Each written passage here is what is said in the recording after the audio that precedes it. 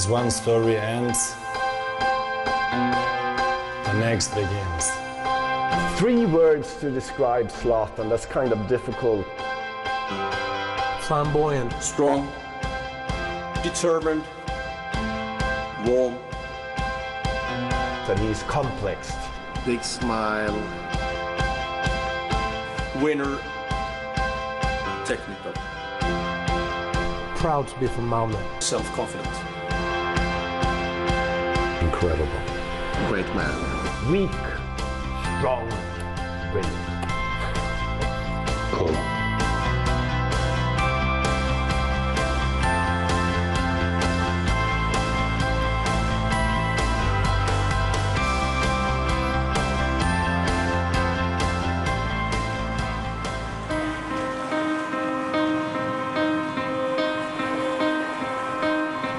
Malmö, the third largest metropolis in Sweden, vibrant and cosmopolitan, with an economy that's regenerated in recent times. The city stands as a monument to the new Sweden.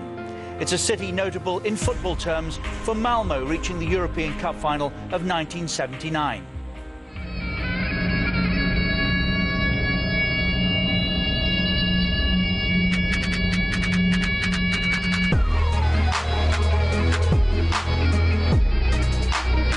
Within Malmö lies Rosengård. This area has a million stories to tell, but one in particular stands out.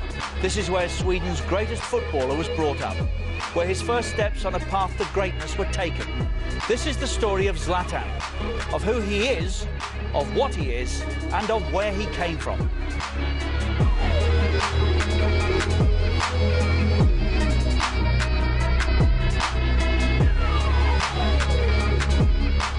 Rosengård is one of the underprivileged areas with a lot of different problems. There are high unemployment, there is a big diversity when it comes to nationalities, and many of the people living there are foreign born. So of course it's one of the city districts that you can read about in the media with all the problems. And of course also in that way the story of Ibrahimovic is the contrasting the other media stories around Rosengård. Rosengård it's one of the poorest areas in Malmö and in Sweden, and it's got a very high level of immigrants living there, and very high rates of unemployment also. So I mean, socially it's one of the hardest or most complicated areas to live in. There's several different parts of Rosengård. And the part where he came from is not the worst one by far, but still it's bad enough if you have a low social status and maybe no education. Zlatan himself has not much of an education, so he makes his success through his skills with his feet and his talent for seeing what the game should be like. Här var jag bor nu just nu, det är hur trevligt som helst. Jag stormtrivs här faktiskt. Alla känner alla här. När man går på gatan kan man bara stanna till vid någon, kvittar hur gammal hon eller han är. Så snackar man med den personen. Till exempel jag kan gå ut på balkongen och kasta ner en 20-lapp till en av småungarna, gå och handla mjölk. Springer de iväg och handlar mjölk, kommer tillbaka. Så det är på många sätt man kan förklara varför man trivs med. I think in every city there is a environment who is not so good at each other, but there are quite a lot of areas in Rosengård which is really good and really good people and so on. So you shouldn't mark it, I think, as a bad environment. Maybe Rosengård is not a ghetto but it's certainly near something like that. And he lived outside Sweden. He lived in the middle of Malmö, but he was 19 years when he first watched Swedish telly for the first time. He didn't know anything about the traditional Swedes. He lived in a very tough neighborhood. You know, later he met guys who said, nice to meet you and things like that. But in the words Zlatan grew up, you have to show, no, look at me, hey, you know, you have to be tough. And that was, I think, his first lesson. To survive, you have to be tough. He lived first with his mother, with his 5 siblings, and his mother was a cleaning lady, and sometimes he hit him with his wooden spoon, and sometimes his mother hit him so hard that this wooden stone broke, and then he had to go buy another one, as it was his fault that and then the mother, because of certain circumstances, lost custody over him. He moved to his father. När kommer mamma, sa du? Jag vet inte. Du ringde till hennes mobil.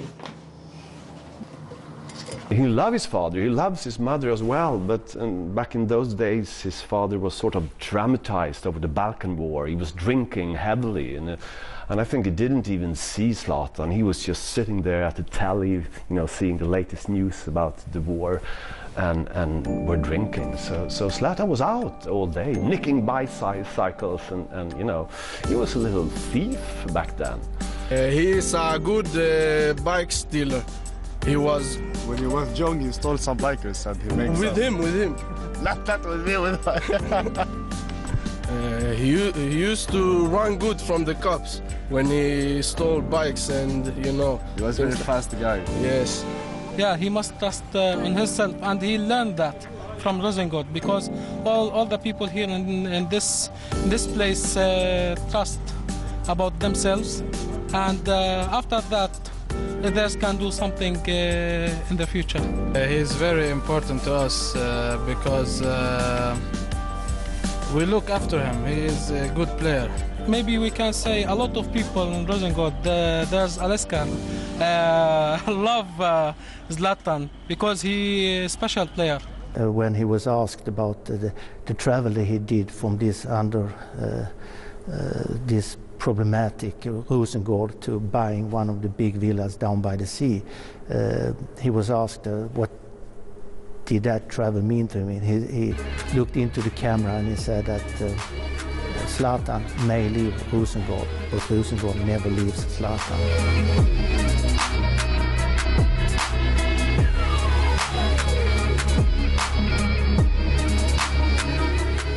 You can see that just the fact that when he came out in the professional world, from Sweden, where he was only known as Zlatan by first name, he changed so he would have Ibrahimovic on his shirt, on his jersey, because he wanted to honor his background. Being from a Muslim background, being from very, very low-key, very low-status background, he really wants to show all the kids at Rosengård and Malmö in general that if I could do it, you can do it. Football in this city and in many other cities, I mean, the people who makes it the best careers are the people who come from kind of tough backgrounds. They have to fight a lot. And also I think in his case, he got kicked out of his house a lot. And outside his building there was a pitch. And of course he spent most of the time there. So if he was from a safer family where he could stay at home and watch TV, maybe he wouldn't be out of the pitch so much. So I mean, I think that is a really, I mean, you've been to Rosengård and you see it's actually there's a lot of spaces for young people, especially if you like to play football. It was not easy for him, as I understand it. I mean, obviously you should ask him, but I mean, as we understand it, he had to fight for himself, and it was not that easy neighborhood to be raised in, and that made him fight, and he used the talent he had, I think, and that's what made him the great star he is. I'd say that coming from Rosengård, one of the things you really need is street wisdom. Because that is what enables you to be someone there. And if you want to make a social network where you can grow, either if it's sports or it's a business or whatever, you need to have that. And in the tougher parts, you're taught the hard way. And I would say that Zlatan he's no angel, he's no saint. He's probably done quite a few things that most people wouldn't be proud of. But then again, that is part of what made him so tough, that he could go all the way to the top. So the background makes all the difference, I think. Honestly, I didn't know that it was so hard for him at home, which I have read in the book. today, and we never discuss it. But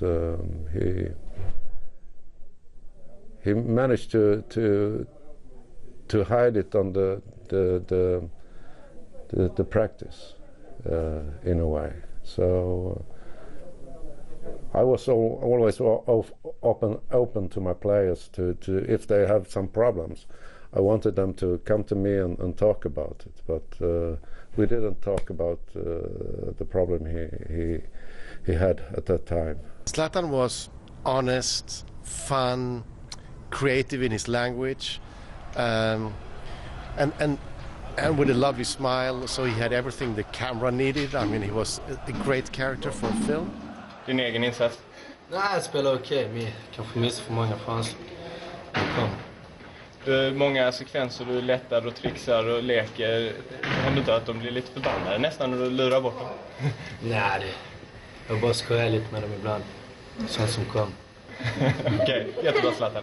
That's the personal side, and of course then amazing skills, techniques, and of course that was a great combination for us.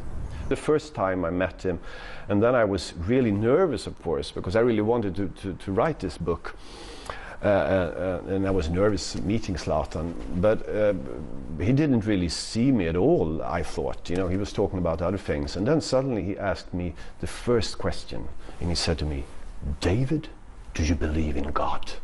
You know, I was nervous. What kind of question is that? And I started to, and I said, maybe this guy is really religious, or he wanted someone to share his beliefs. I don't know what to say. I don't know, Zlatan. I said, I don't know if I believe in God. And then he looked at me with that Zlatan bling, and he said, then you don't believe in Zlatan either. And I said, yes, I do believe in you, Zlatan. And then he said, no, because God sent me to Rosengård to play football. And I thought, this guy, I mean, he's absolutely crazy. He's a megalomaniac. I mean, he thinks he's God or something. And then he just blinked his eyes, just turned me on. So that was the first meeting with him.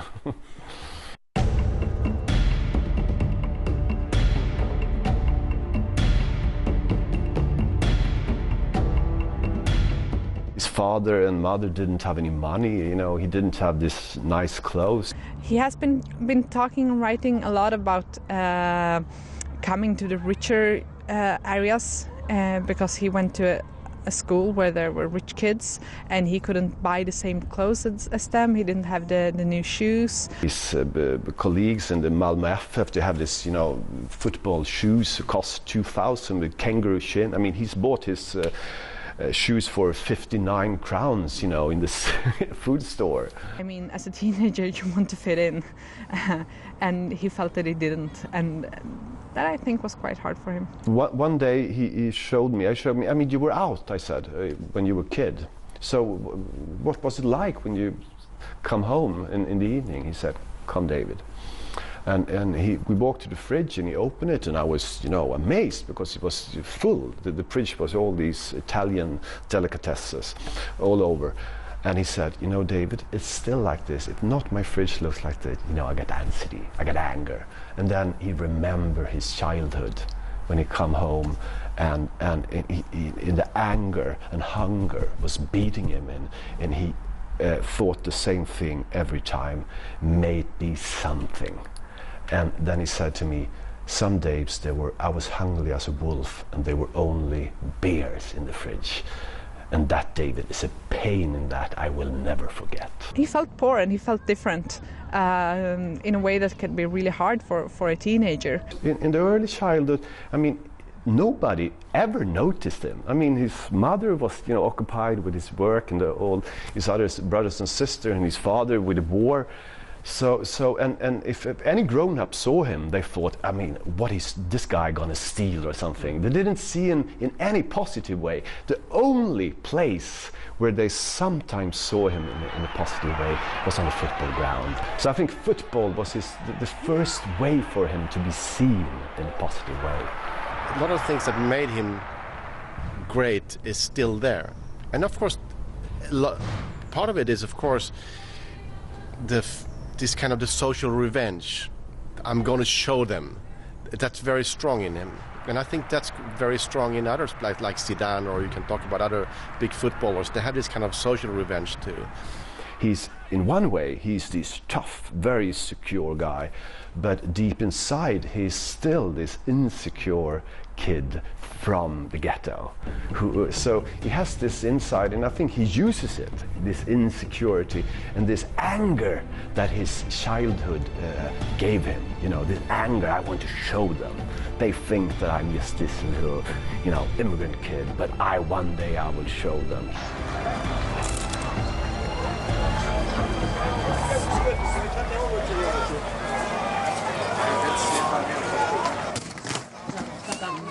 He uses that anger and that insecurity, which is still inside him. And it's we and them, you know, and we are kind of the people below, you know, and you can see now in France, you can see all the rap artists and all the kids from the suburbs, they love Zlatan.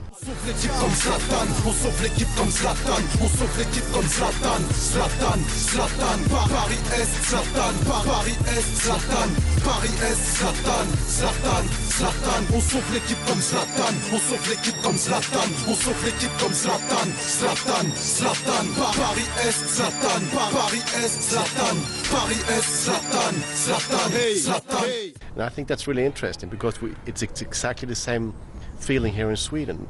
Everybody who has an immigrant background, who has to fight a little bit more to get into this society, they love him because he's their hero. I mean, the middle class, we look down on immigrants, especially people living in this kind of neighborhoods. So even if it's not a Zlatan word, I mean, he felt immediately stigmatized of coming from that background. It's the feeling that you treated him as this little ghetto kid. You know, if you go, I think Zlatan is so nice to be with, but if you pretend to be upper class and, you know, and try to fool him and look down on him, I mean, he remember and he get angry. Otroligt mjuk och fin kille, va?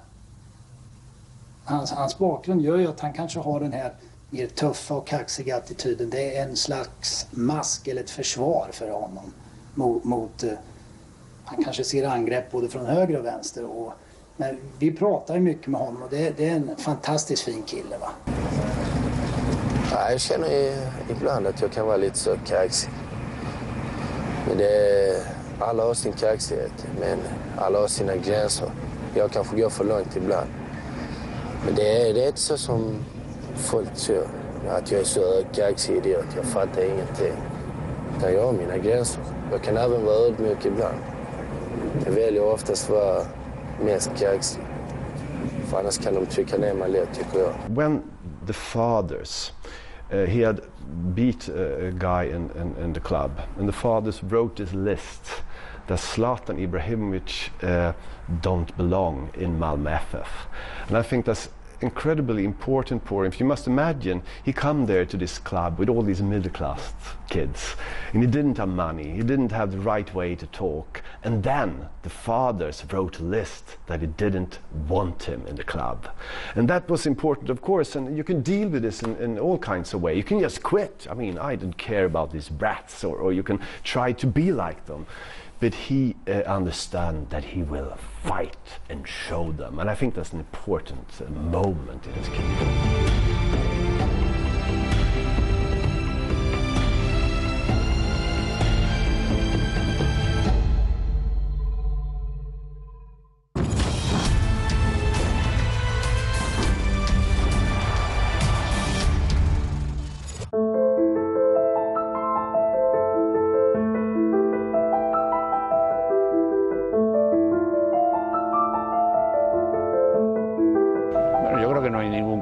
Para ninguna receta que sirva para todos. Yo creo que eso, pues como en todo en la vida, cada entrenador o cada persona que recibe este éxito, que participa de este éxito, pues muchas veces pues depende de su propio carácter, de su forma de ser. Cada uno lo vemos de una forma, su formación, su experiencia, pues todo eso que marca a cada uno de nosotros, claro. Bueno, pues un sentimiento de que nuestro fútbol, el fútbol español, había salido reforzado de cara a la sociedad española, que la consideración que que se tenía del fútbol pues había aumentado y había una corriente de simpatía en todo el mundo, en toda la gente, en toda la sociedad nuestra, que era muy importante. Y al mismo tiempo, pues que, no sé si modestamente, también sirvió como un buen ejemplo de unos jugadores que de cara a nuestros jóvenes y con, pues, yo creo que le ha servido como ejemplo para todos ellos. Y entonces para nosotros, los que llevamos tantos años alrededor de este deporte, pues era un sentimiento de orgullo, de haber hecho algo importante.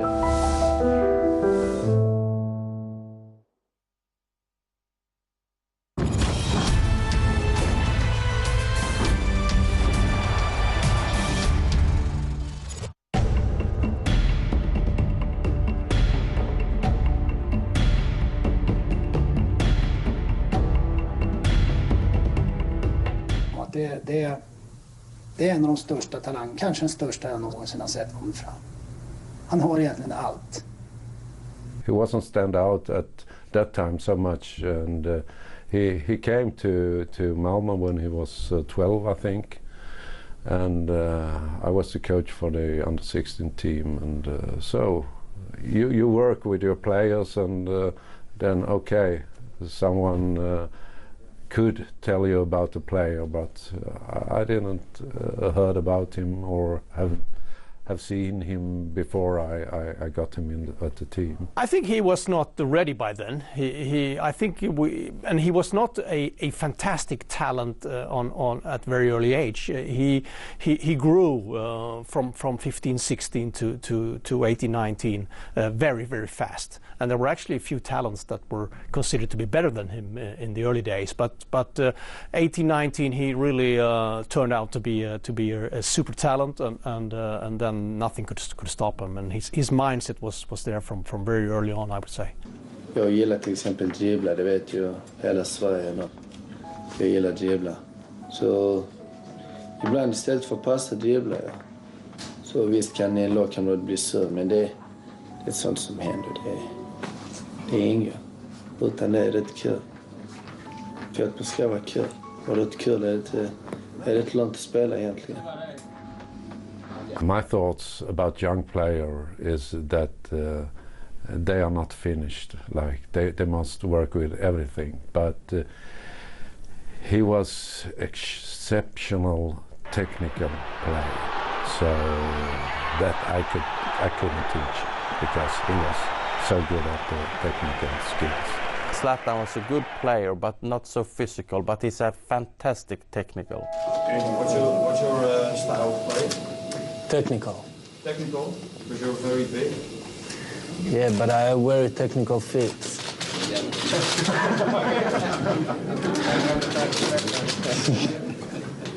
And also, I think it's the technical come from the feel when he live home on Rosengård, and they have maybe 3 times they have practices in the club, and after that they go home and also with the football.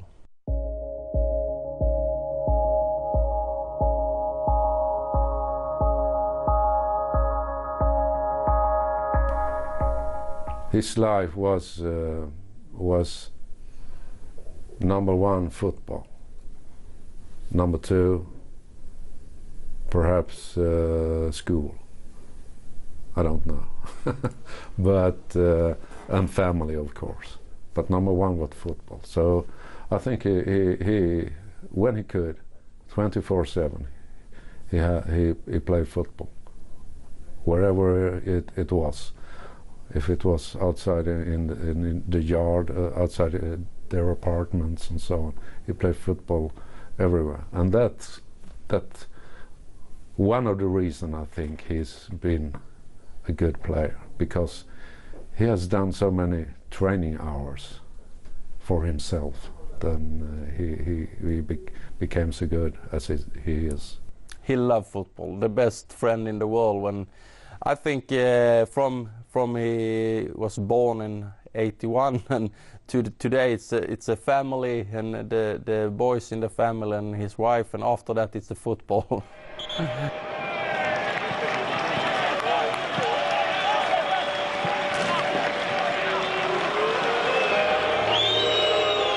One day he came and he wanted to leave, but I think it would be a shame for such a young talent player to leave Malmö. It has been it was been fault for me as a coach to say to him, okay, leave.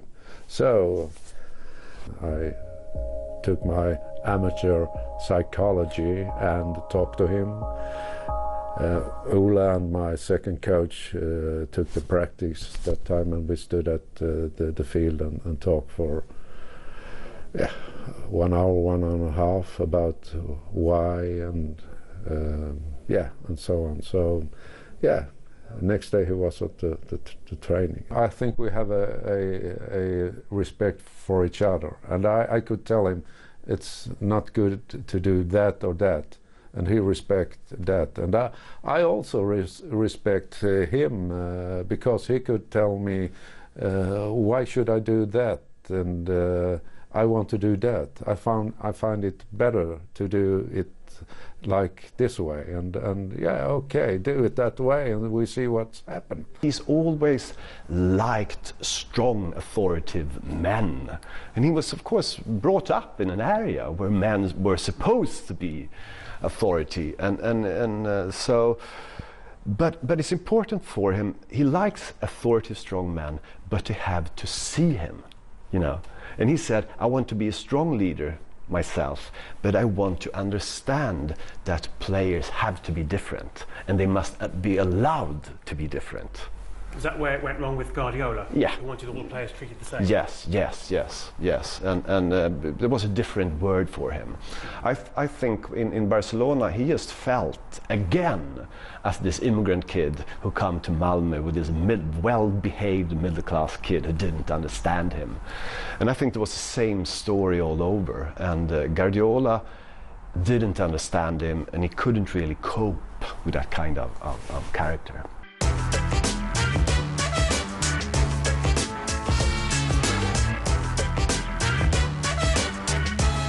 I remember now a game in Italy. We was a training camp. We played Verona at that time, and they come with a under 17, I think, and we were under 16, and we played so well that game. In the first half, I think I played this player Tony Flyger, and in the second half I played Zlatan. And they have a magnificent show, those both players. And Zlatan was incredible at that game. And it ended that before full time, Verona leave the field. So good was we. So that's one of the games. I think it's a very important step for the career for Zlatan. He can go to, I think it's maybe Roma and Arsenal, all when he was 17 or 18. He was 17, let's not forget, and I wanted to give him a trial with the first team, and he turned it down. He said to me, I don't make trials. You take me or you don't take me. I was a young boy, but I've never seen playing. And it shows what Zlatan is about, confidence in his qualities, a kind of charismatic belief, and that explains as well why he made the career he made. But he stayed in the club. He play for Malmö in the second division. And I think it's maybe 15 goals this season when you drop down and come back again to the first division in Sweden. So I think it was a very important step in the career when he stayed in Malmö and played football for the highest level for his career.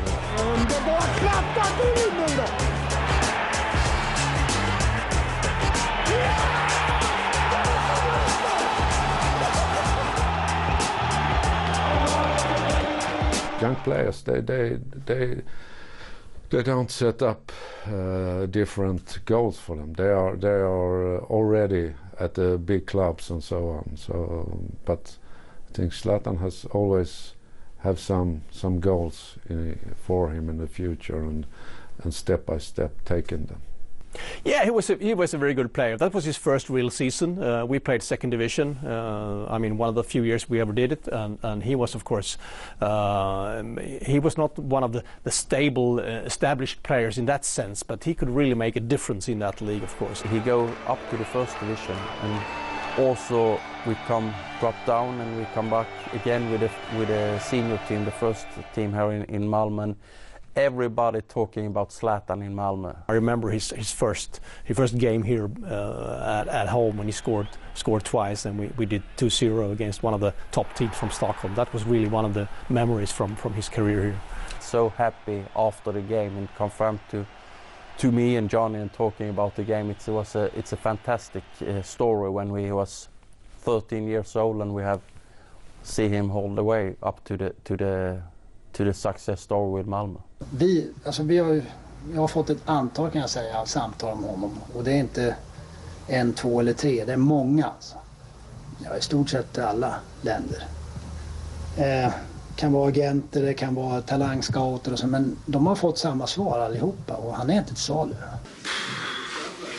Jag har ju tagit det här jobbet för jag vill försöka att lyckas med det här nu. Att vi ska gå upp i allsvenskan. Då kan man inte, även om det kommer massor med miljoner och erbjuds en spelare, inte nu. Aldrig. We knew we couldn't keep him, so it was not a big issue for us. And of course, we needed the money as well, I think. So it was a good deal for all parties there. There's a funny story from about 2001 or something, when he was just going to be transferred to Amsterdam to play for Ajax, his first professional club. And I was working for Swedish TV4 and made a piece where a small kid won a contest on our website to make his own TV interview with Zlatan. Of course, Zlatan was not a world famous hero by then, but he was world famous throughout Malmö. And this small kid sees Zlatan coming out, Zlatan sees him, and Zlatan is so respectful to this kid. He says, "Hello, I'm Zlatan, how are you doing?" They sit down in front of the cameras, and the kid's first question is not, "How can you be such a good player?" that you would think from a kid 6 years old. Instead he says, "Why do you get so many red and yellow cards?"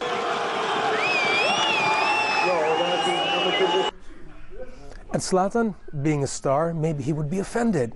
But no, he just laughs his heart out and says, "Well, maybe I should just chill a bit." And he really liked that kid, and it's shown out through the interview.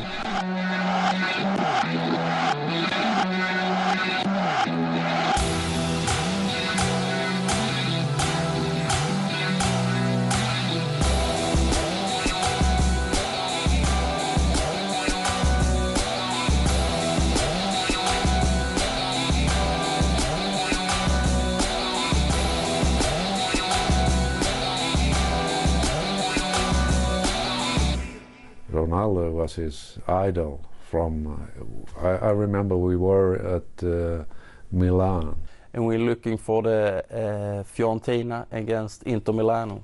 And Ronaldo played a game in San Siro. Fortunately, Ronaldo scores 2 goals. I think Inter won 2-0.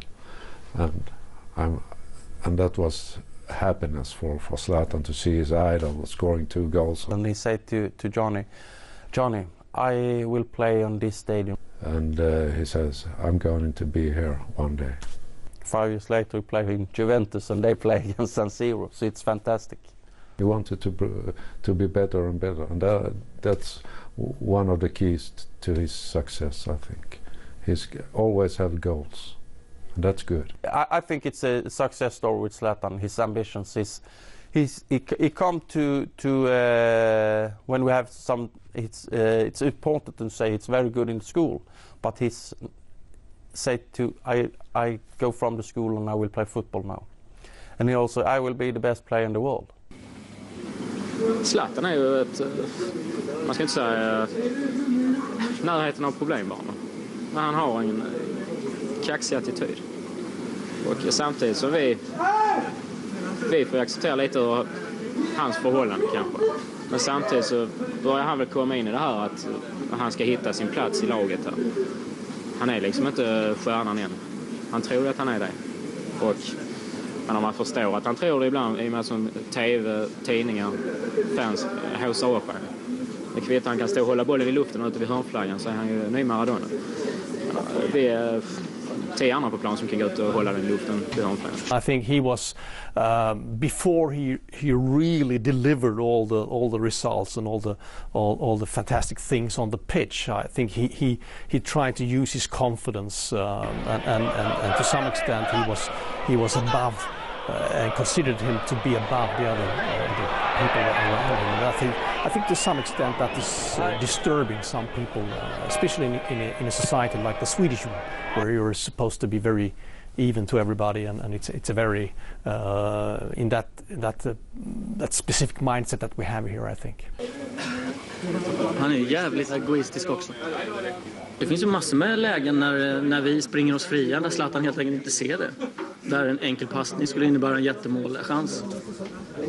Men att han är egoistisk betyder också att han vågar göra de här lite farligare grejerna. Vilket han misslyckas med ibland, men när han lyckas då kan det hända vad som helst. Då kan han göra mål från ingenting.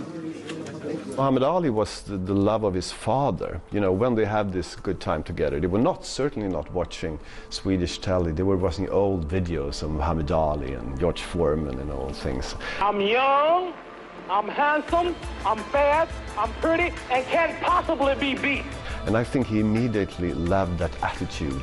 You know, the Muhammad Ali attitude is absolutely opposite to the traditional Swedish attitude. We have to be humble, you know, and don't say, but Muhammad Ali was just coming here and say, I'm the greatest. I will be the youngest heavyweight champion in history. Zlatan thought that was something that spoke to him.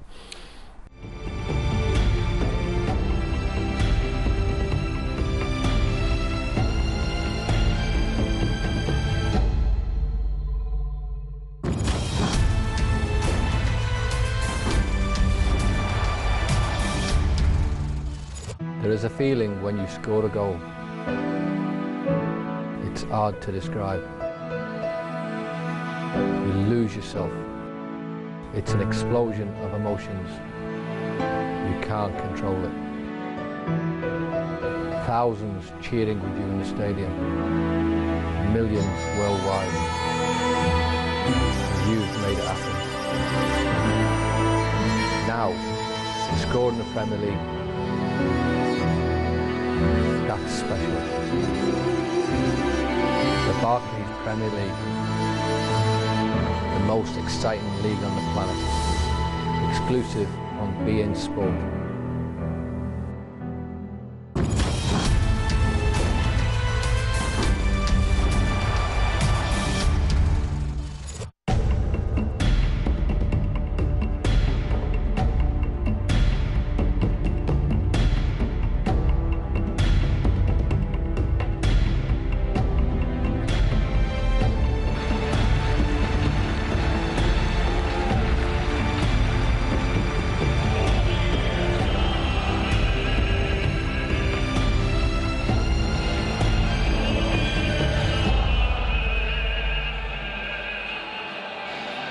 Jag har bestämt mig för en grej, att jag ska ha en Diablo, en bil, Diablo. Det är en Lamborghini. Det är, om jag blir proffs är det ett måste att jag ska ha den. En lila Diablo. Lila, glänsig metallic. Det är ändå en dröm. Så ska det stå på registreringsskylten.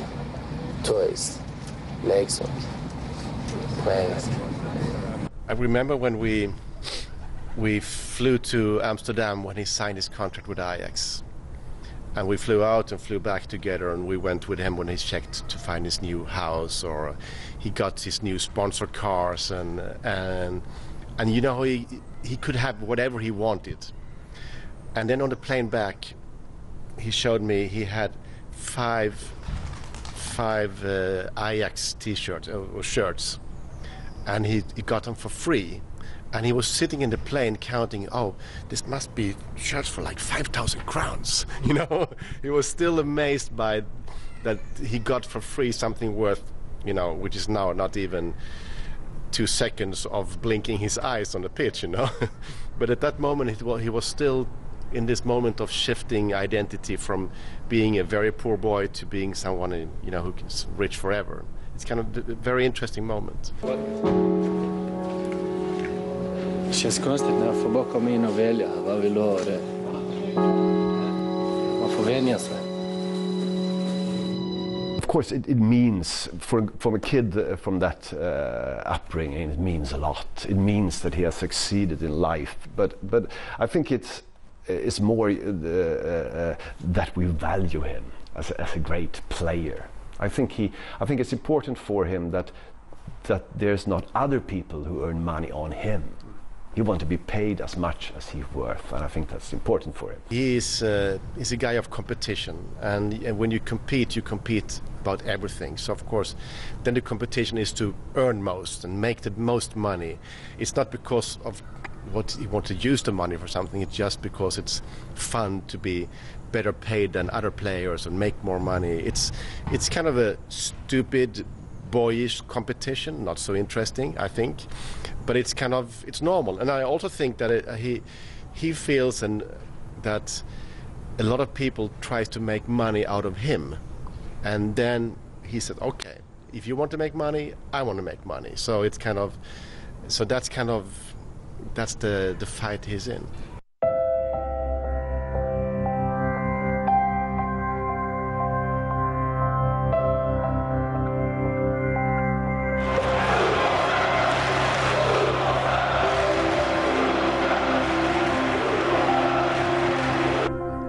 Malmo, of course, I think he's one of their sons, because he has put Malmo on the map, so to speak. He's a living hero in Malmo, and he's very much loved and admired, and we follow the teams that Zlatan plays in. Normally I will go for Barcelona, but on Tuesday I'm on, when they meet Barcelona, I will be for Paris. So that's I think that's the feeling a lot of people have. He's the big ambassador of Malmö FF and one of the great players of all times here, since even though he didn't play very much in first division here, he was very young when he left the club, but he's the biggest star that we ever raised here, so of course it's very important, and also financially, since we sold him to Ajax, and then every time he changes clubs we also get some cash. So very, very important, that he's very connected to Malmö and Malmö FF, and makes our club even more famous, I think, in Europe. Today it's bigger when Björn Borg and Ingmar say it's important person in Malmö and also in whole Sweden. We live in a time when a lot of discussions are around city branding and city marketing and so on. If you're not seen, you doesn't exist today. So of course a city that can link to a brand, because Zlatan Ibrahimovic is really a brand, is good value for that. And also I know that the travel agencies in Sweden could see that when he moves, they can see a bigger interest for going from Milan through the years there. Today you make a city trip to Paris and you link it to looking at football. So of course it's a value. I think he recognizes obviously that this is where he's coming from. This is his own neighborhood. He seems to always would like to return here. He bought this big house here. He has his family here, his roots here. So I think it's important to him.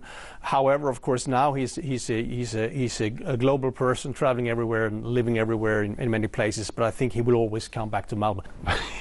I mean, Zlatan is the biggest icon we ever had in Sweden. I mean, Zlatan is so what Sweden thinks. I mean, there's a lot of people who admire him, love him, live for him, and then of course there's the people who hates him. I mean, they are racist, of course, and there are other things that he hasn't had this right attitude, that it's not Swedish, you know. But he concerns us, you know. We never. I mean, even if you compare to Björn Borg or so, you never have such a big star in Sweden.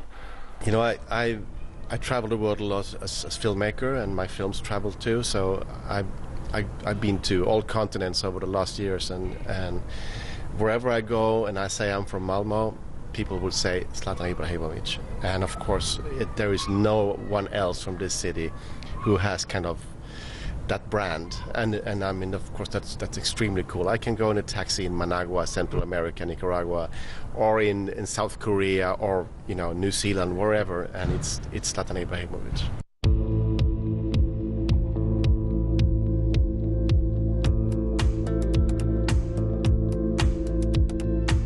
Zlatan has become part of the Malmö identity. Malmö has itself come from a hard situation. It used to be a working man's city. Now it has gone through a hard transformation to become a service city, and advanced in education and everything. And having been able to transform is something of what Zlatan has done as well. I mean, we come from Malmö, we can be stars.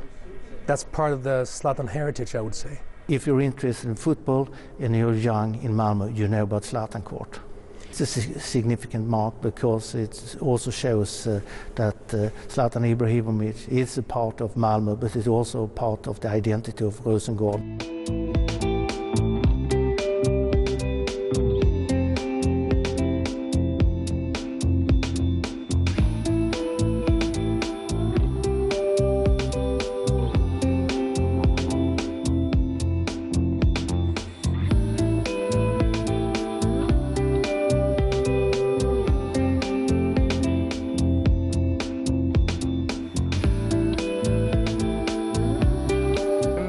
Det är väldigt speciellt för att han har ju växt upp här och sen så är det ju hans plan, så tycker jag faktiskt att han har gjort något bra för att kanske någon annan vill vara som han och spela här. Så jag tycker det är faktiskt speciellt. Jag vill bli som Zlatan för att han kan spela och har gjort bicicleta i över 20 meter. För att han skjuter bra, han kan göra bra så bicicleta och sånt. Och vi gillar han för att han spelar för vårt landslag. Zlatan is your hero? Yes, ja. Why? Han är bra, han har bra taktik, bra bollkontroll och ja. För att han spelar bra, han har bra kontroll, han skjuter i mål bra, han dribblar bra. Så.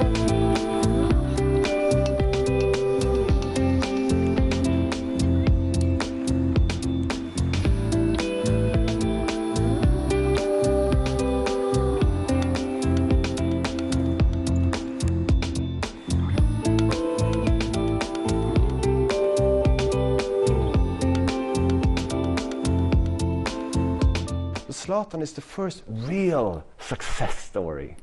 So he shows us the new Sweden, new Sweden rising.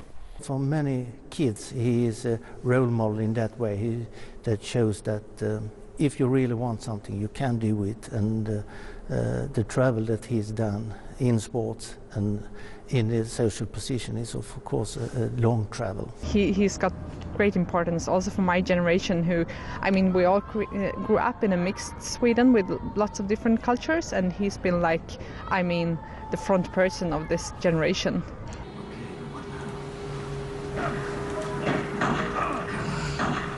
Ja, varför blev jag såld för? Jag blev såld för 82,5 eller 6 miljoner. Det beror på valutan. Ökar valutan kan jag bli såld för 90 miljoner. Mamma fick reda på tvn. De hade visat en bild på mig där, TV2, kan inte så bra svenska. Så hon trodde något hade hänt med mig. Så ringde hon mig i panikslag ändå. Vad har hänt med det? Nej, ingenting. Jag har blivit såld till Ajax. Ja, men så började hon gråta glad för min skull. Kom jag hem. Fick jag stor kram. Så hon är glad. Det kommer kännas lite annorlunda, men jag kommer fortsätta vara mig själv. Jag ska inte förändra mig ett dugg. Utan det gäller bara då att vara försiktig med den ekonomiska biten. Men min personlighet och det ska vara som vanligt.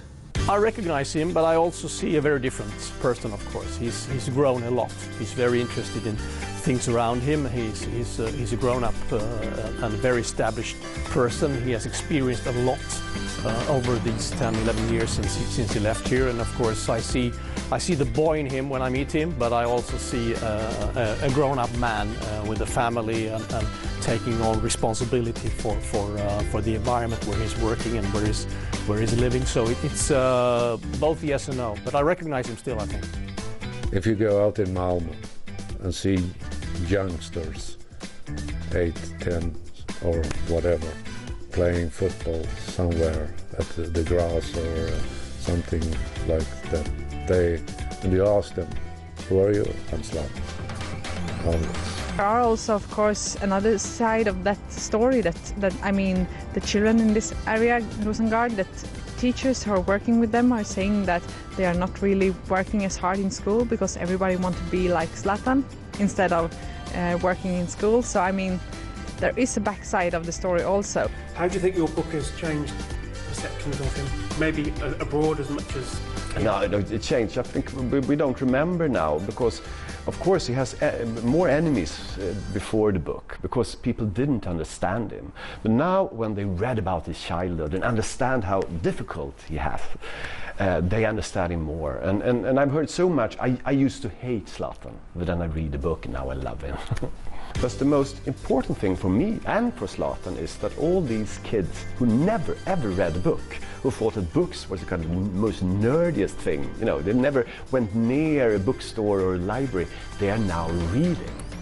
And that's beautiful, because in Sweden, as all over, we have a problem with these kids from this suburb. They don't read at all. The language is so poor.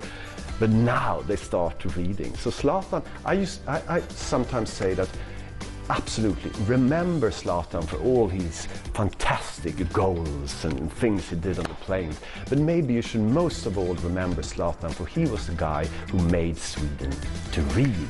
It's the same Zlatan. It's a warm guy, and it's also interesting, and also have many questions. He have so interesting about the football team in Malmö, and he also have some small projects when we in Malmö working with a school in Rosengård, and also Zlatan dedicate his story and his book to the children in the class in the Christmas present, and the children read the book and tell the stories to Zlatan and get him back to his career. So it's very warm, and it's so interesting about the team in Malmö. I think it's beautiful because I lecture a lot, and I see all these kids from the suburbs, and I see that Zlatan means hope for them. Because of course they grow up and they think, no, there's no way for us to get into Swedish society. But then they see, but Zlatan did. I can see he really means hope. It's possible, it's possible, and that's beautiful. Zlatan Ibrahimovic, truly an icon in Sweden and beyond. Once again, he's a champion with PSG now, the 6th club he's won a league title with. He continues to prove that wherever you come from, you can succeed. He is Zlatan.